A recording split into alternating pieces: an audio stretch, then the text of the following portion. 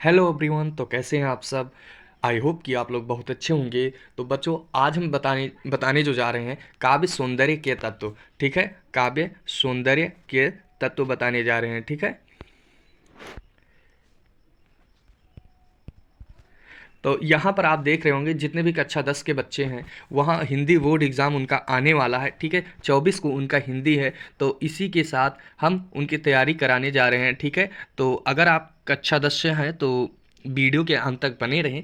ठीक है, और हो सके तो अपने मित्रों को ज़रूर शेयर करें। ठीक है, तो यहाँ पर हम काव्य सौंदर्य के तत्व जो छंद हैं, इसमें रोला और सोरठा के बारे में बात करने जा रहे हैं महत्वपूर्ण प्रश्नों के साथ। ये क्लास आज बहुत ही इंटरेस्टिंग होने वाली है। ठीक है, क्योंकि बहुत टफ जो उदाहरण हैं, ठीक है, बहुत टफ आए हैं। ठीक, यहाँ पर आपको बिना रटे याद हो जाएगा, बस ट्रिक समझते जाना है। ठीक,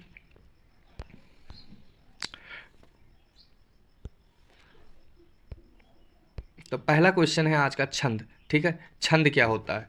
तो छंद परिभाषा है, छंद शब्द का शाब्दिक अर्थ जो है बंधन होता है। ठीक है, छंद शब्द का शाब्दिक अर्थ बंधन होता है जब वर्णों की संख्या, क्रम, मात्रा, गणना, तुक तथा यदि गति आदि नियमों को ध्यान में रखकर शब्द योजना की जाती है तो उसे छंद कहते हैं। यानी छंद जब वर्णों की संख्या, क्रम, मात्रा या गणना, तुक तथा यदि गति आदि नियमों को ध्यान में रखकर शब्दों को बंधन किया जाता है तो उसे छंद कहते हैं। ठीक है, अब हम देखेंगे छंद के प्रकार, यानी छंद कितने प्रकार के होते हैं। तो छंद यहाँ पर मुख्यतः 3 प्रकार के होते हैं: वर्णिक छंद, मात्रिक छंद और मुक्तक छंद। ठीक है, ये 3 प्रकार के हो गए। और हमारे जो टॉपिक में है वो है, पहला तो सोरठा, यानी सोरठा छंद है। दूसरा है रोला। तो हमें बस मात्र 2 छंद पढ़ने हैं। ठीक है, परिभाषा जो है इसकी, दोहे का उल्टा। ठीक है, 9th क्लास में था दोहे, तो ये दोहे का उल्टा होता है, सोरठा कहलाता है। यह एक अर्धसमात्रिक छंद है, अर्थात इसके पहले और तीसरे तथा दूसरे और चौथे चरणों में मात्राओं की संख्या समान होती है। यहाँ पर आप देख रहे होंगे नीचे 4 चरण बने हैं। ठीक है, क्या 4 चरण बने हुए हैं। तो यहाँ पर आप देखेंगे पहले और जो तीसरे में 11-11 लिखा। क्यों लिखा? क्योंकि यहाँ पर 11-11 मात्राएं होती हैं सोरठा में, जबकि क्या होता था दोहे में 13-13 मात्राएं, पहले और तीसरे चरण में 13-13 मात्राएं तथा दूसरे और चौथे चरण में 11-11 मात्राएं। ठीक सोरठा का उल्टा दोहा होता था। ठीक है, तो यहाँ पर अब दिया इसके विषम पहले और तीसरे चरणों में 11-11, यानी 11 पहले और तीसरे, ये विषम है ना, तो इसमें 11-11 मात्राएं होती है, और सम दूसरे और चौथे में 13-13 मात्राएं होती हैं। बस इतना सा इसका डिफिनीशन था। अब हम उदाहरण की तरफ चलेंगे। ठीक, तो उदाहरण है इसका, जय सुमरत सिद्ध होई, गणनायक करिवर बदन, करहूँ अनुग्रह सोई, बुद्धि रात शुभ गुण सदन। यहाँ पर हम मात्राएं गिनेंगे। ठीक है, तो यहाँ पर हो जाएगा जय पर 1,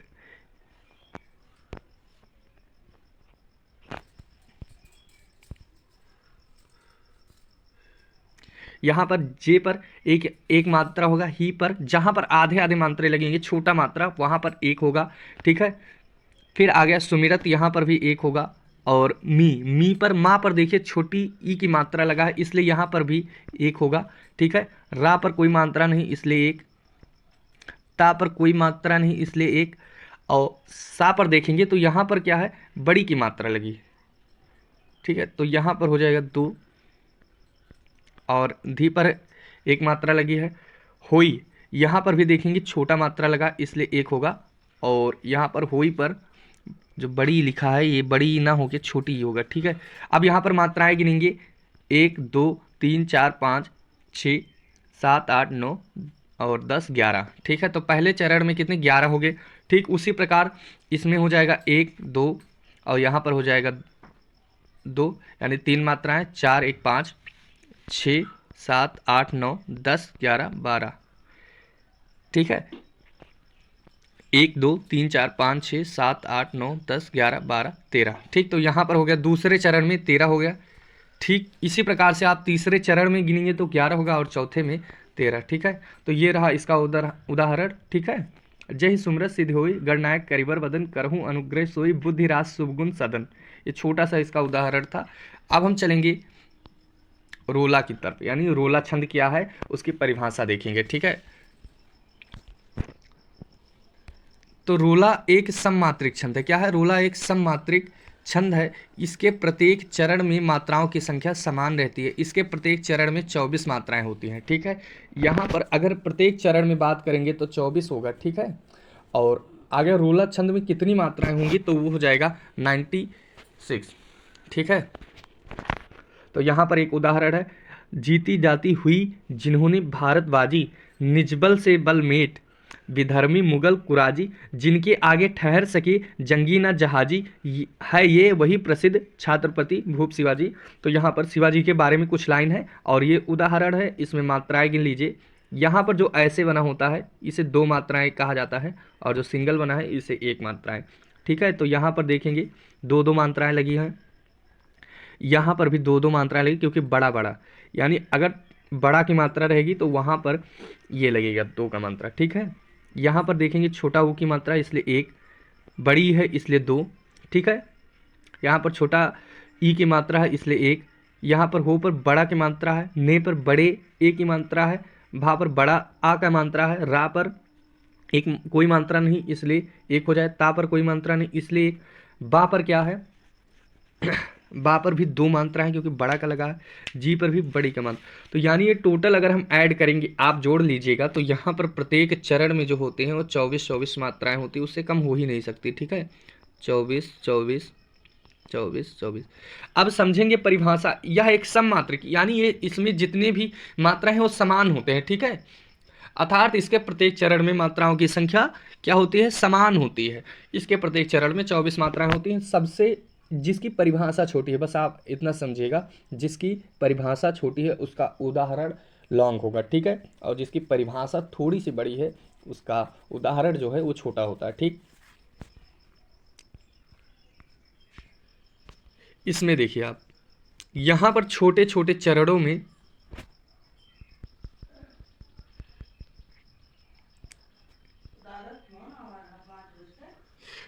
छोटे छोटे चरणों में देखें,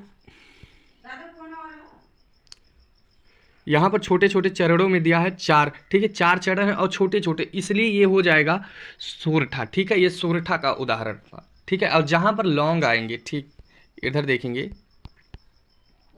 जहाँ पर थोड़ा सा लॉन्ग आ जाएगा आंसर, ठीक है। ये हो गया, जैसे ये इतना बड़ा, जहाँ पर थोड़ा सा लॉन्ग आ जाएगा तो ये हो जाएगा रोला का, ठीक है।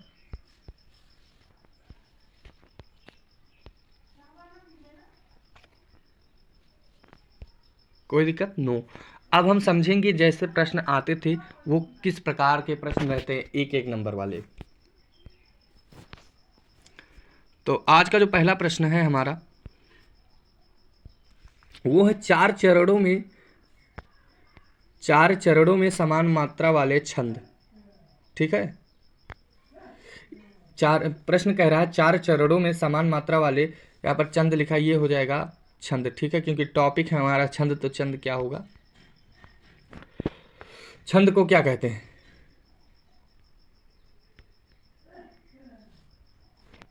पहला है सममात्रिक छंद, दूसरा विषम मात्रिक छंद, तीसरा अर्ध सममात्रिक छंद और चौथा ये सभी।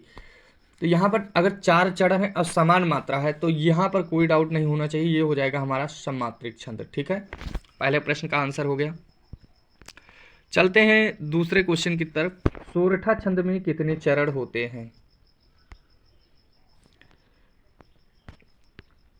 कितने चरण होते हैं? 4, 2, 3, 1। सोरठा छंद में कितने चरण होते हैं? तो यहाँ पर सीधा 4 चरण होते हैं। कितने होते हैं? 4 चरण, ठीक है। सोरठा छंद में 4 चरण होते हैं, पिछले उदाहरण में हमने अभी देखा, ठीक है। तीसरा क्वेश्चन है, रोला छंद में कुल कितनी मात्राएं हैं? यहाँ पर ध्यान देने वाली बात है, अगर यहाँ पर आ जाए रोला छंद में प्रत्येक चरण में कितनी मात्राएं होती हैं, तब आपको नो डाउट यहाँ पर 24 लगाना है। लेकिन यहाँ पर कह रहा है रोला छंद में कुल कितनी मात्राएं होती, तो 24 × 4 यानी 24 × 4। और अब यहाँ पर देखेंगे तो ये हो जाएगा 96। हमने पहले ही बताया कि जब आ जाएगा प्रति रोलर छंद में कुल कितनी मात्राएं हो जाएंगी, तो ये होगा 96। यहाँ पर हम पूरे दावे के साथ कह सकते हैं कि आप गलत करने वाले थे, ठीक है। तो ये हो गया। तो अभी हम कहाँ पहुँचे थे, चलो क्वेश्चन नंबर लास्ट है, दोहे का उल्टा कौन होता है। दोहे का उल्टा कौन होता है? चौपाई, रोला, सोरठा, अलंकार। दोहे का उल्टा कौन होता है? चौपाई, रोला, सोरठा या अलंकार।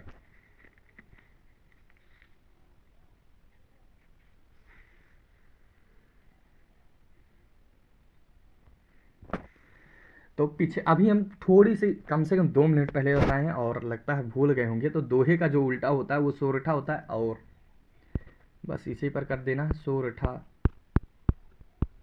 दोहे का उल्टा सोरठा, सोरठा का उल्टा दोहा होगा, ठीक है। तो यहाँ पर थोड़ी सी मोटिवेट के साथ, मोटिवेट नहीं बस 2 लाइन है पढ़ के और चले जाएंगे अगले क्लास के बारे में कुछ जानकारी लेने के लिए। तो यहाँ पर लिखा, हे मित्र, हमें ऐसा प्रतीत हो रहा है कि तुम शीघ्र ही यूपीएससी कर लोगे, ठीक है।